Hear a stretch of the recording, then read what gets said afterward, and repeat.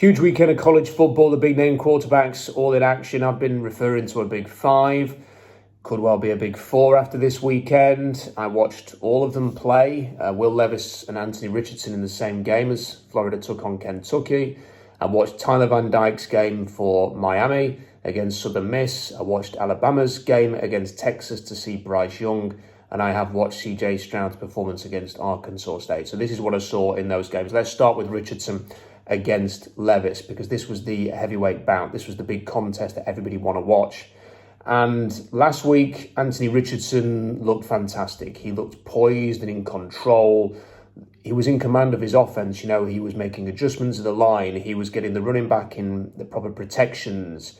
He was going through reads. He was making big plays with his legs. He looked every bit like a top 5, top 10 pick because he's got the physical traits. We can all see that. But he was also putting together some mental processing, which made you think, wow, this guy is legit. This is why, you know, the league is excited about him. And as I mentioned last week, the league is clearly excited about him, because why else would Mel Kiper be putting a guy who had one college start before this season in his first round projections? And that's because the league is talking about him. That's the only reason why that could be. In this game, though, he looked like a guy who was making his third college start. I mean, this was a really, really bad performance from Richardson. He was completely non-effective with his legs. Instead of looking composed and in control, he looked jittery. He looked like someone who was nervous and unsure. Every throw was a 100-mile-an-hour fastball. He didn't show any kind of touch. He was just firing things in there and hoping that his arm would get him out of trouble. When they needed a bit of inspiration at the end, he couldn't do it. I mean, there was one really bad fourth down play towards it. It was a 4th and 6. And honestly, he was just so rushed. He just sort of peeled out to the right hand side, fired it in there, gave his receiver no chance to make a play. You know, you want to have ice in your veins at a time like that. And he had the opposite, unfortunately. He had one very unfortunate interception where the defensive player just made a fantastic play, got his hand up to block a pass, tip a pass, corralled it in the same motion. It was a tremendous defensive play, so I don't put that on Richardson. He was just unlucky there. But then the pick 6 later on was just horrendous. You know, he didn't anticipate a squatting corner. He just misread the situation, just threw it straight to the defensive back, who ran it back for an interception for a touchdown. And that was essentially the straw that broke the camel's back in this game and led Kentucky to win. He did have a couple of moments. I mean, the 2-point conversion, he was patient in the pocket. His initial read wasn't there. Checked it down to the running back, who ran it in after yards after the catch. You've got to give him some credit for that. Had a great 3rd and 10 completion to start the second quarter. You know, stuck in the pocket, threw it well with time and anticipation. Had a good throw on the run early in the game, showing off the arm strength, throwing about 40 yards downfield off balance. But those moments were few and far between. And he finished 14 of 35 for passing for 143 yards, 0 touchdowns, 2 interceptions, just 4 rushing yards from 6 attempts. And to me, it feels like a cold bucket of ice water right over Anthony Richardson's stock. You know, any talk of him being a high draft pick needs to just be parked for the time being. I think for the player's sake more than anything else. I just wonder if maybe that got to him. You know, the chatter about how exciting he was against Utah. Has it either gone to his head? As the spotlight being shone on him created some extra pressure? I'm not sure, but he looked to me like a guy who's just going to work it out. He's just going to get through his games this season, and we've just got to see where he is in 10 games' time. Because on that performance, he should not be declaring for the NFL draft. He needs games, it's clear. You know, generally you want quarterbacks to have at least 2 years starting, if not 3. He's had 3 games. And it was very easy to sort of go, wow, who is this guy last week?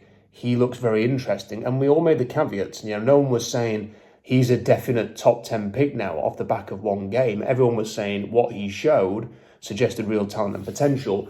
And now we can say a week later that he needs time, because that was a very poor performance.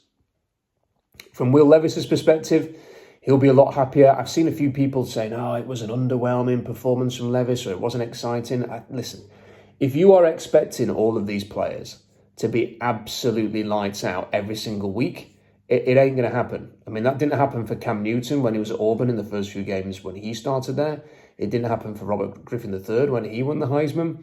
Johnny Manziel, when he won the Heisman, didn't win every game, didn't always play to the absolute max, 400 yards passing, 3 touchdowns, no interceptions. I think a dose of reality is needed here as we go through this year. We can just accept that this was a really good win. Kentucky haven't won back-to-back games against Florida since 1976 and 1977. Will Levis arrives in Kentucky and they do it in 2021 and 2022. It wasn't a jaw-dropping performance from Levis, but he made the plays he had to make. He avoided mistakes. And all while his offensive line was absolutely horrendous. I mean, the fact that the man escaped the game without serious injury is a credit to him. In that first half, I mean, if people have watched the game, and many of you will, his right tackle was judo tossed by a man half his size right into Will Levis as he tried to do a quarterback keeper. Then you had his right tackle decide not to block the defensive end off the edge.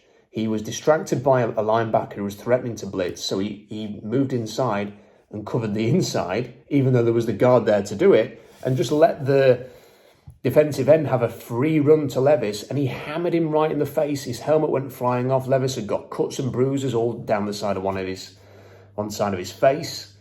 And then he was hit low, he was hit high. There was the same right tackle who had an absolute nightmare at the start of the second half, actually ended up in his throwing lane on a wide receiver screen of all throws. I mean, that offensive line in pass protection and in the passing game was a disaster. And it's lucky it didn't cost Kentucky, and it's lucky it didn't cost Will Levis serious injury, and that has to be a concern, because this is back-to-back games now where his offensive line has just been a joke. That said, in fairness to the offensive line, they came out after half-time and ran the ball very, very well. They had 20 rushing yards in the first half, and in the second half they ran all over Florida. They recommitted to it. I don't know what subtle tweaks they made, but they went from not being able to run the ball at all to running the ball at will. And it meant that Will Levis didn't really have to do anything in the second half. Let's not mistake that with an underwhelming performance. Levis didn't have to do anything because the running game was so good. It's a great example of, to be fair, what Pete Carroll preaches. If the running game is ticking along like this, you can win a game of football. And Will Levis did not have to play hero ball in that second half because the running game was so good. I still thought in the first half he played well. He did a good job. He had this wonderful pass from deep inside his own half to the right sideline. He had to arm it in there. He's very good at that. When there's coverage and there's maybe a defensive back who's anticipating he's going to do this, and he just arms it in there and drives it into a tight window. He's very good at that. He's got fantastic arm strength.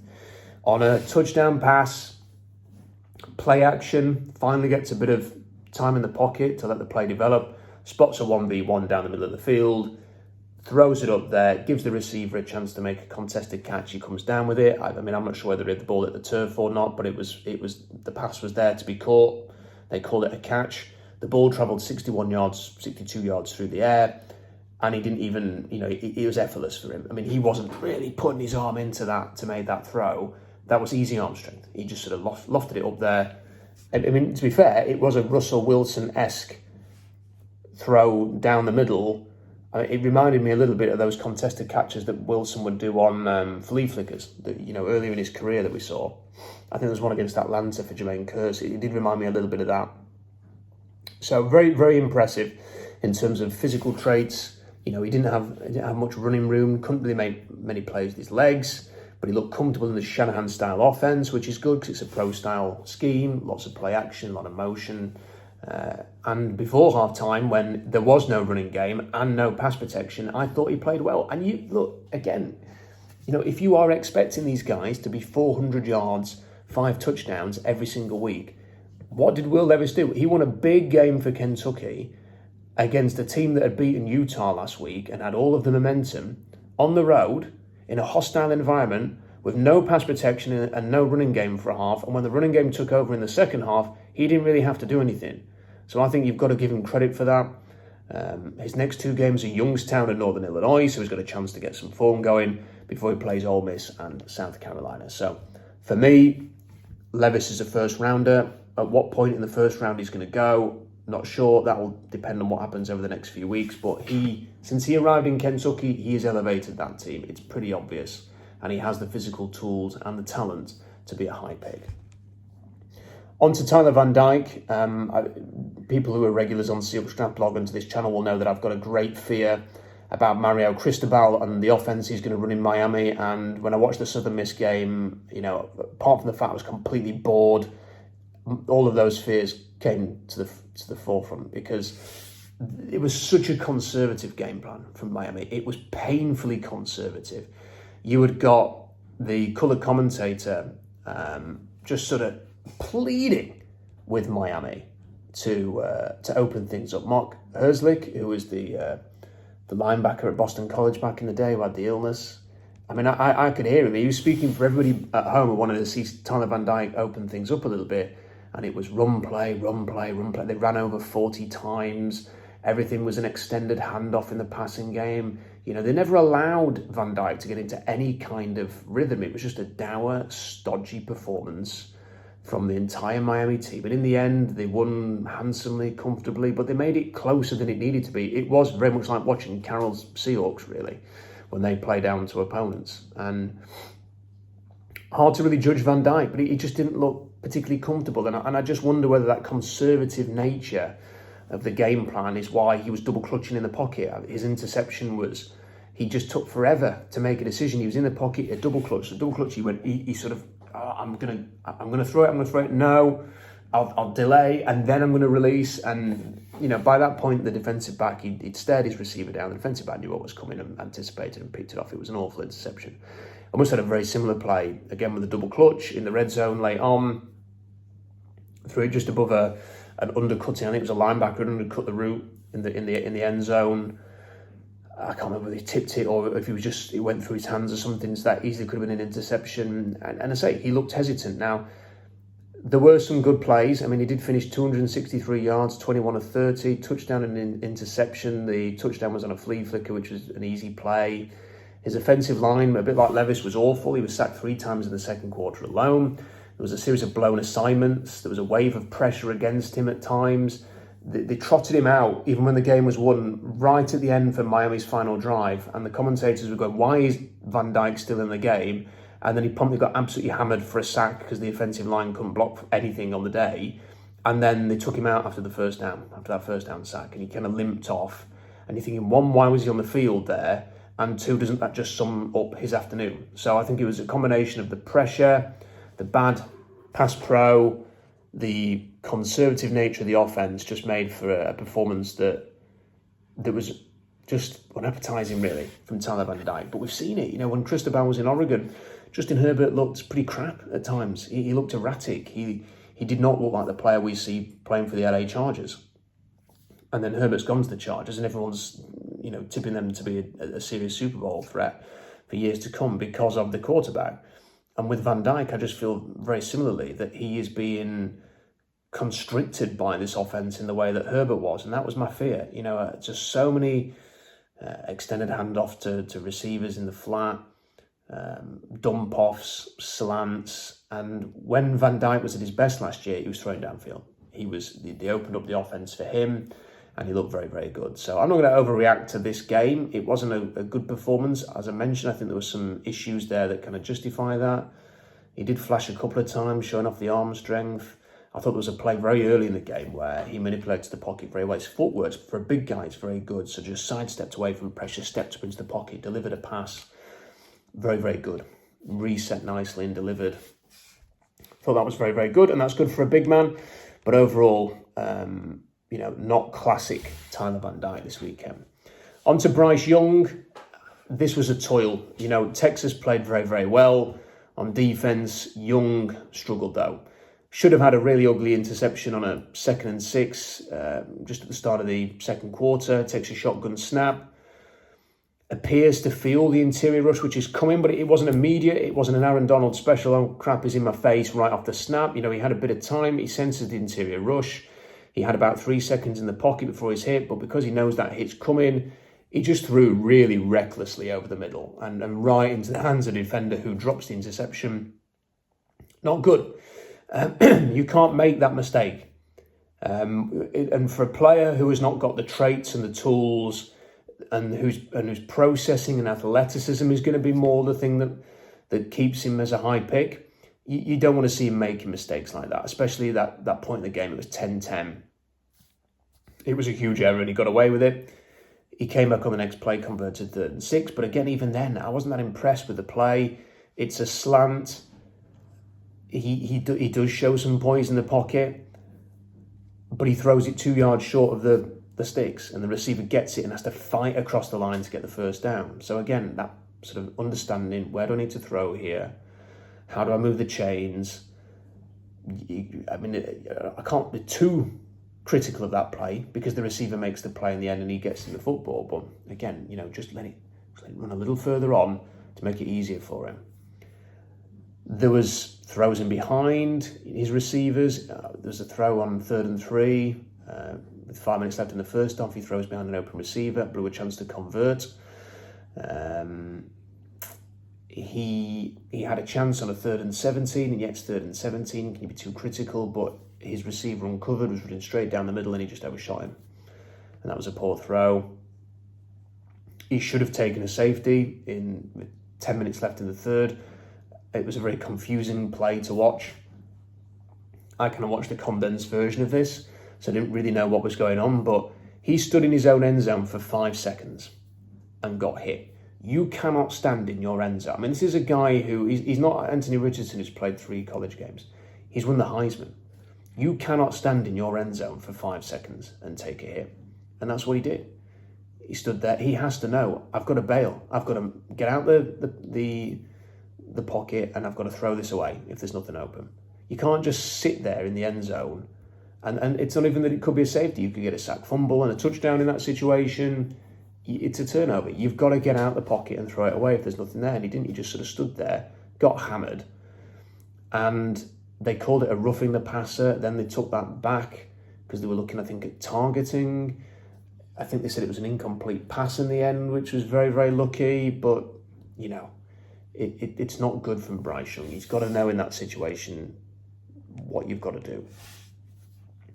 And when I watched that, I was thinking, this is a disaster. This has been a really poor performance from Young. This is going to have people talking in a negative way. And then it's as if I don't know if Nick Saban took him to one side and said, get your head out of your arse or something. But from that point onwards, he took off. You know, he executed a vital 4th and 3 when they were 16-10 down. He threw the ball over the middle with great poise and accuracy this time. There was a ref in the way of the route that I think the tight end was running, and he still managed to get it over the ref. Who needed to get out of the way to get that completion. He then completed another strong throw over the middle.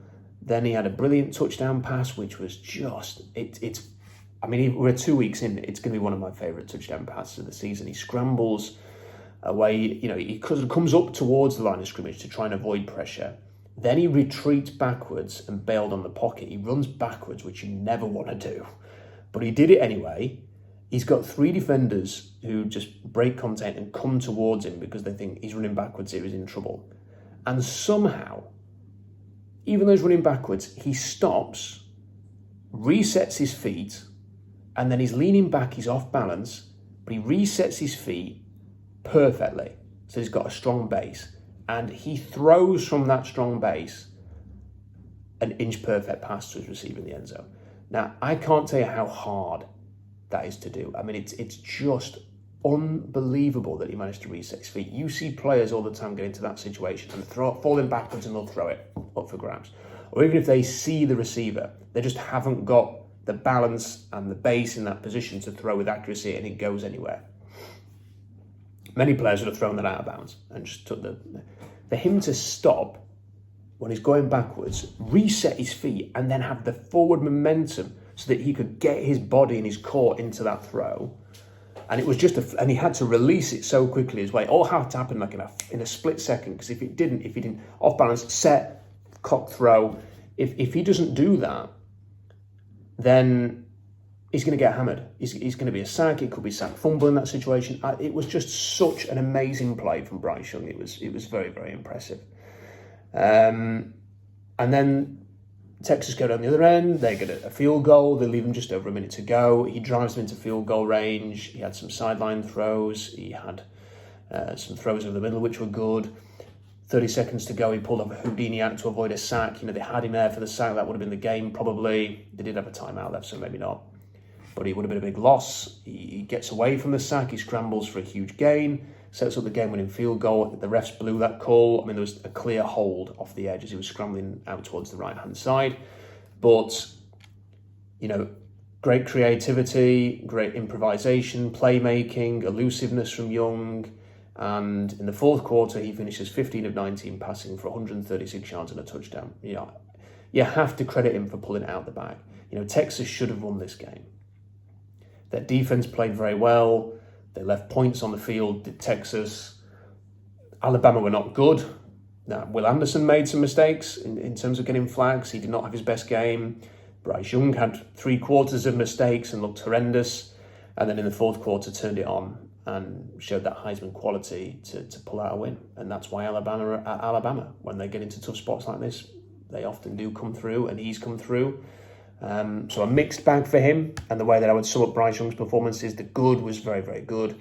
The bad was pretty bad as well. And then finally, C.J. Stroud, who I was critical of last week. So I thought he was erratic against Notre Dame. His intermediate accuracy was poor. I thought his processing was poor, and I just thought it wasn't much of a game. And I think Notre Dame have been exposed for what they are, which is not a very good team because they lost to Marshall this weekend. And I didn't think that was a particularly impressive win for Ohio State. Now, admittedly, they were playing Arkansas State, so you have to put that into context. But I thought Stroud was fantastic in this game. He threw 4 touchdowns. He completed 16 of 24 for 351 yards. On the first score, he's got an eternity in the pocket. And what he does is he just kept you could see it on the field. He held his sight down the middle to draw the attention of the safety. He then looks to the right-hand side when the outside receiver ran an in route. And because he's kept that safety in position by looking that way, he threw that inside slant and it's wide open. And this is the one thing about the Ohio State offense. It is well designed. And it's a pretty easy thing for Stroud to do. Just hold the safety there and throw it to that guy. I mean, anybody could do that, really. And once he got it to his receiver, he just ran onto that slant and there's nobody near him. The safety's way too deep. He comes across, he runs all the way and scores. So, a very easy play. But then he turns it on. There was a play in the shotgun, very quick play fake, sets his feet, throws from a perfect base, ideal technique, and just launched the sweetest looking downfield shot you'll see. Down the red line, 34 yards, it travels, but it just dropped perfectly into the hands of the receiver. He couldn't have given that ball to the receiver any better if he just walked up to him and handed him the football. I mean, it was absolutely sensational. Perfect accuracy, touch, velocity, great technique, great base, fantastic. Stroud's second touchdown, another wonderful show of physical prowess. Similar play fake, drops, sets his feet again, ideal throwing base again. He's on the halfway line, throws to the end zone. Just textbook 50-yard downfield bomb. Hits his receiver in stride for a score. Technique's perfect. Wow, arm strength. Placement, again, brilliant. You just can't fault that. Third score, just a broken coverage. Not really much to say about that. But his final touchdown, again, very, very impressive. He drops to the 37-yard line of Arkansas State, has a bit of pressure emerging from the left, but just throws a perfect dime to the front left corner of the end zone. There's tight coverage from the defender, there's safety help as well, so he has to get this pass perfectly in position. Perfect accuracy to make it happen for a touchdown, and he delivered. He absolutely delivered. Fantastic play. Made it look easy. And when you sort of see throws like this is why Stroud gets touted as the top quarterback in the class. This is why he's talked about as potential number 1 overall pick. Because he has just got so much talent. And, people have compared, Jim Nagy did it at the weekend. He compared Will Levis to Josh Allen and Justin Herbert. And to a certain extent, I compare Stroud, not physically because he's light, he's about 215 pounds. And Levis and Allen and Herbert are much bigger guys, they're 230, 240 pounds. So his body type isn't the same. But that talent, that raw talent to make wow throws is very much there with C.J. Stroud. You just want to see a bit more consistency in the tighter games. It's one thing to be blowing everybody away with these amazing throws against Arkansas State, but if it's a close game against a tougher opponent, can he do it then? Can he be a bit more consistently brilliant in those games? That's what I want to see. It's like I say, you could say Arkansas State. You could also say in the Rose Bowl last year when his opponent decided not to play any defense in Utah and he could just throw it wherever he wanted. You know, it's okay to play in those games when you've got first-round picks at receiver, top 15 picks at receiver, and look great. You know, it's games like last week that you kind of just want to see a bit more of this that you showed against Arkansas State, against Notre Dame. Be a bit more consistent with the intermediate stuff. Have those big splash plays. But, you know, you have to say, in this game alone, he was absolutely tremendous, and his accuracy was fantastic on those deep throws, and they're like 10 out of 10 throws that are going to get NFL teams excited. So well done to him, and I think he, out of all of the quarterbacks, he was the most impressive this weekend. One caveat, I suppose, is that unlike Tyler Van Dyke, Bryce Young, and Will Levis, he did not face any pressure from the defense. There was no pass pro issues. He had an easy day in the backfield that none of the other quarterbacks had. So there we go. There are my thoughts on the quarterbacks this week. Some closing thoughts, I suppose. Anthony Richardson, let's just let him develop at this point. I'm not going to keep talking about him as an NFL prospect. I'll keep an eye on him to see if he can bounce back from this, of course. But I think maybe we're looking at 4 guys rather than 5. You know, I think it is Levis, Stroud, Van Dyke, and Young are the 4 who we need to focus on the most in terms of the first round. Yes, we'll keep an eye out for the others as well, who could emerge into that conversation. But I think that's the 4 right now, with Richardson needing to show that was a blip and not indicative of what he is, which is, based on the evidence yesterday, was incredibly raw, undercooked quarterback who needs a bit more time to master his craft. Anyway, thank you for listening to this longer video, nearly half an hour. SeahawksDraftBlog.com, there is a write-up of all of these 5 players on there right now. So SeahawksDraftBlog.com for that. It's going to be a ton of draft content, a ton of Seahawks content with the season kicking off on Monday Night Football against Russell Wilson's Denver Broncos. We'll have all of the reaction to that as well. Loads of articles coming up on Seahawks Draft Blog as well. We'll have interviews on this channel throughout the season too. So you are not going to want to miss any of it. So what I would suggest is subscribe to the channel, to like the video. Make sure you subscribe. And until next time, bye for now.